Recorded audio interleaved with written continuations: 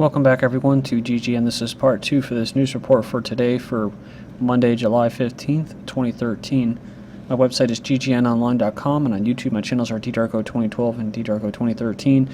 I'd like to thank you to those who have donated to me. I really do appreciate it. Alright, I'm going to cover the economy in this video, and of course justice for Treyvon. So IMF projects slower growth for 2013. The International Monetary Fund in Washington on Tuesday said economic growth prospects for 2013 have weakened since April. So they go on here and they say that they dropped its growth predictions due to weaker domestic demand and slower growth in several key emerging market economies. They're naming slower growth in emerging economies, slowing credit, and possibly tighter financial conditions if the anticipated unwinding of monetary policy stimulus in the U.S. leads to sustained capital flow reversals. In China's cooling economy, GDP fell to 7.5%, will drop to 6.9% next year. It says the global economy may no longer be able to rely on China to be the growth engine it's been in the past. It says here China's new leadership is in a difficult place because of it.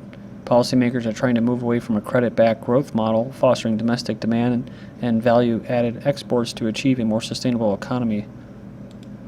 Then you have their currency, the yuan, hailed as world reserve currency. Some serious supporters say the yuan's day as a challenge to the greenback has come, but it depends on Beijing accepting the downsides. Consumers are holding back as U.S. retail sales are moderate. They kept their buying in check for goods other than automobiles in June, exercising a measure of self-restraint that indicates the economy ended the second quarter on a weak note. I like how they said other than automobiles. It kind of validates my observation about the big trucks.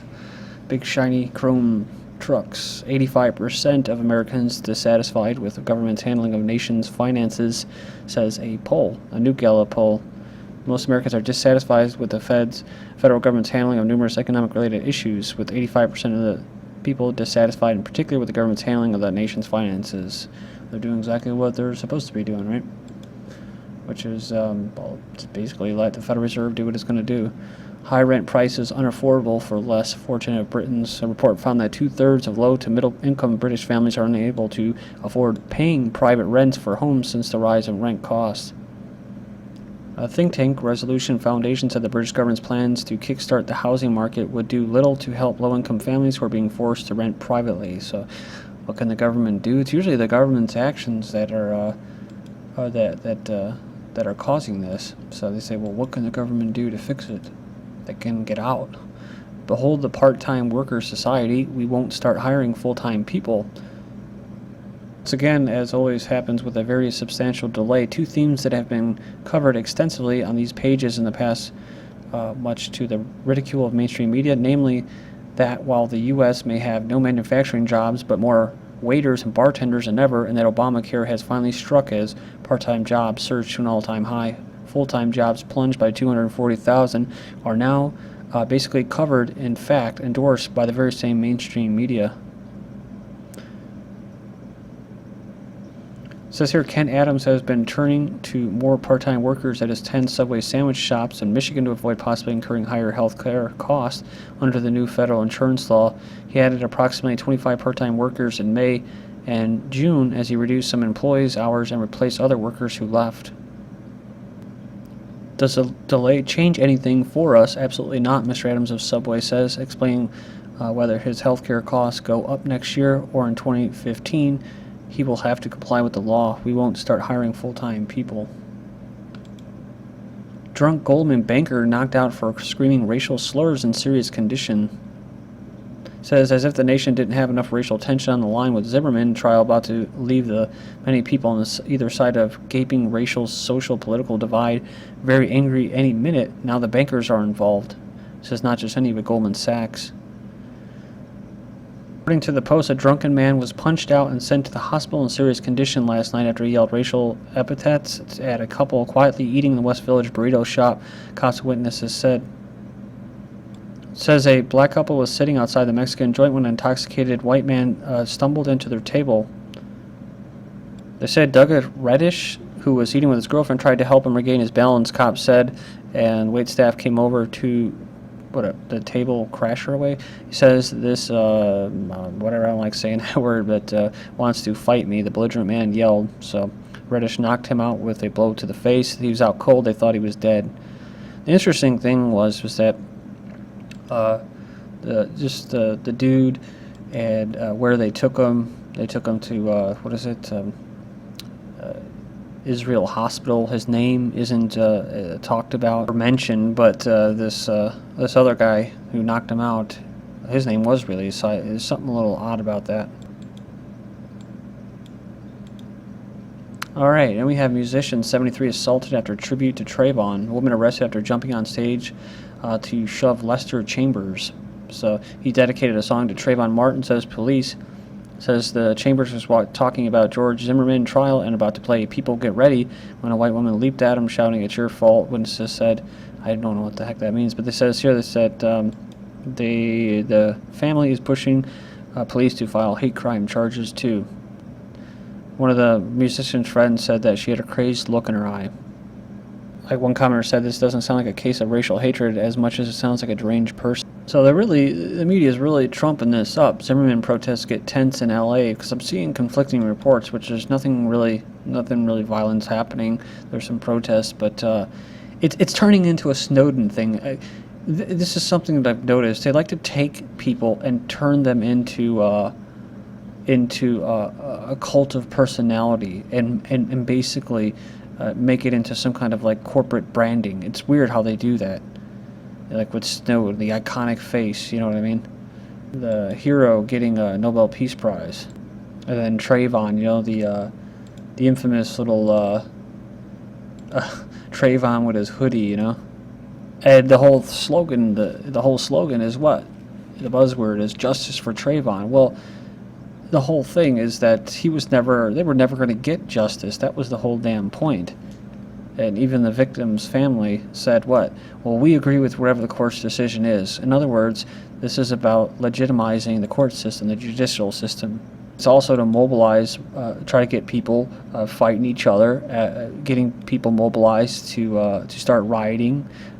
So this case was doomed from the start, pretty much. So the only way Trayvon is going to get justice is if these people go out and riot or get violent. At least that's the way I'm interpreting the PSYOP. Because like I mentioned before, you had Pastor Manning saying white people are going to rise up, you know.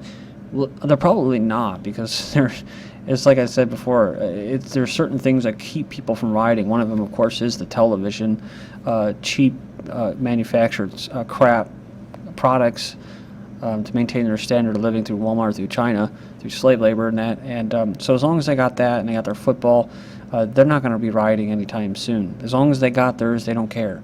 A crap load of people fell through the cracks after the, quote, 2008 recession. So I'm thinking maybe they were trying to go towards the black people, the black community, and try to get them, you know, maybe a little more agitated. But I'm not sure. I don't think they're going to get that. So, but also we have the one last thing a point I want to make is that's interesting, is that if you look at some of these pictures of Trayvon, he's actually, to me, he doesn't look like your typical black person. He looks like he's mixed, or he's like a half white or mixed or something. He looks like he's from Haiti. He doesn't look like, you know, your typical African American. You know, even in the picture, you know, his picture is actually, you could tell, it looks lighter. You know, in the picture they make him darker there, and you look at the website, socialist.worker.org. So you see all of these people, and they're fighting for this cause. And then you got Zimmerman, who is half Hispanic and half, quote, American. Again, very, very suspicious. His father's possibly Jewish. Doesn't really matter. That doesn't have anything to do with it. I'm just saying that, you know, his name Zimmerman, I know it's German, but there's no information to find out what his dad was. Zimmerman, of course, was raised as a Catholic, but I'm just saying that he was half white. He was half Hispanic. Trayvon, he looks like he was kind of a little mixed himself. And then you got the president, who's the first black president. Well, he wasn't. He was the first multicultural president. So this is pushing multiculturalism. That's what I'm seeing here, guys. Everyone thinks, you know, riots. No, see, that's what I'm saying. You got to think 10 steps ahead. This is to promote this. And it sounds great and wonderful and everything, and I know people disagree with me on that. But, you know, I'm sorry, I don't support having just all the different people broken up and melded into one coffee race. So I think this is what they're pushing. Basically because they make it trendy, they make it fashionable. And that's why I don't think there's going to be riots. So Oakland rally for Trayvon Martin turns violent. So you are going to have people like this. It goes on here. It says police opened an intersection to traffic, but it quickly deteriorated when demonstrators surrounded frightened drivers who found themselves trapped. The crowd forced them to turn around. Oakland police officers that have been near the corner retreated, leaving the helpless drivers without police protection. It's unclear who gave that command. So isn't that crazy? Just like the LA riots, they're trying to stoke it. At the same time, push let's us all get along. Kill Pigs riot erupts in Oakland in response to Zimmerman verdict. So pretty odd, right? They started several fires, smashing windows, trashing police vehicles. One police car had been seen with the words "Kill Pigs" sprayed on it.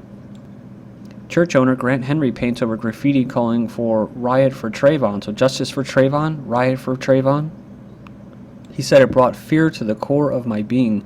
Facebook refuses to remove Kill Zimmerman page. Threats to murder Zimmerman continue to flood Twitter. So after so many people have either lost their jobs or been visited by the Secret Service, or how about that teenager that was locked up? It was locked up on $500,000 bail for joking. It says here, Facebook refused to remove a page entitled "Kill Zimmerman," arguing that it didn't represent a credible threat of violence. So George Zimmerman will get his gun back after acquittal. So if this guy probably lost a crap load of money, he's probably going to be in debt to his eyeballs. And I'm not saying that whether he was right or wrong. I do know that he was 5'7", Trayvon was 5'11". He didn't look like a little puppy dog. He was throwing up gang signs, going into a gated community. Look at the pictures, and you can see his nose was busted, puffed up. He had blood, gashes, almost like he had smashed his head into the pavement or a curb. So I don't know what I'd do in that scenario. Sometimes you could do tasers, but maybe he should have just took an ass whooping and waited for the cops to come, right? Or maybe if you're on community watch, you should be able to fight and handle yourself. So it says here that, yes, there's even more reason now, isn't there? There's a lot of people out here who actually hate him, though they shouldn't. His attorney said, I think he feels truly in his heart that if he did not have that weapon that night, he may not be here. He said he would have continued to get beaten even though he was screaming for help. A crappy situation all around. If he would have went to prison, he would have been killed within hours. Now he's on the streets. I would be surprised if he lived more than a year. RT's running this headline: civil disorder across the U.S. following Zimmerman not guilty verdict. So here's some more pictures there. So what I was saying before about the multiculturalism and the mixing, trying to make it a black and white issue and stuff, when it's really, we're beyond that, right? We're already past that. So Zimmerman trial shows race still courses through American life. It's kind of funny. It's fight racism, say no to racism, justice for Trayvon. So say no to racism. Could that be say no to anti-multiculturalism? Not saying that that's what Zimmerman was. It's just that that's where they're leading people. So it said he's like a sacrificial lamb. He's going to be dead probably, whether he was guilty or non-guilty. Black voters were intensely loyal to the Republican Party for roughly 70 years, remembering Lincoln's abolishing slavery. So it's funny, too, because, again, the blacks were just used. Lincoln, he said it himself, he didn't care whether slavery was abolished. He said he was just there to preserve the Union. Thousands protest Zimmerman verdict as DOJ vows to restart hate crime inquiry. The day after widespread angry protests, tactical alerts, some vandalism, but no major riots. So this wasn't just a victory for multiculturalism. I know that maybe infuriates some people who support that. That's cool. But what I'm getting at here is that this is a victory for the justice system. It legitimizes it. So people actually think they're out there peacefully protesting that they're going to get justice. Youth homicide rate lowest in at least 30 years. The murder rate among young Americans has declined to its lowest level in at least 30 years, according to data released by the CDC. It says the disparities by race are extraordinary and they're obscene, says the doctor. Murders among young men, particularly black men, were much higher than the total rate, 7.5. Belfast riots injures officers, protesters, Northern Ireland police. Protestants clash in running street battles. The anti-Catholic fraternities annual march. always raises tension. The person said, since the Vatican Council, the difference between the Protestant and Catholic is droll. The former sees the donut and the latter sees the whole. Today, Rome is Catholic in name only, and the writers are warned to be prepared to face special courts. Thank you.